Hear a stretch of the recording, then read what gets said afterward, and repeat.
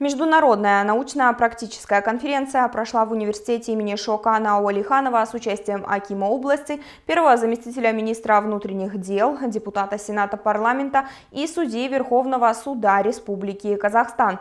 На пленарном заседании обсуждался процесс установления или включения конституционных принципов уголовного права и уголовного процесса. Тематикой научно-практической конференции стала конституционализация уголовного права и уголовного процесса. Приглашенные гости выступили с приветственным словом, рассказав о важности этого события не только по области, но и в Казахстане. Невозможно создать новое государство без сильной судебной системы. Конечно, сегодня суд должен иметь репутацию и честь. Необходимо иметь общественное доверие к суду. Тогда можно сказать, что суд – это правовое государство. Так уважали Абая Жамбыловича. Приглашая коллег, юристов, студентов, мы развиваем и совершенствуем судебную систему. Президент всегда говорил, что у нас должен быть закон и порядок. Если есть закон и порядок, то есть гарантия динамичного развития общества.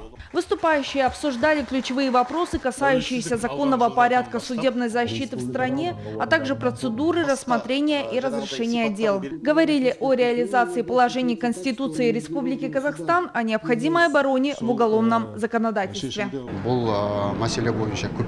У нас много докладов на эту тему, поэтому я бы сказал, что встреча проходит на высоком уровне. Сейчас здесь присутствует много судей из высшего суда, а также ученых из научной сферы. Надеемся, что конференция пройдет на высоком уровне.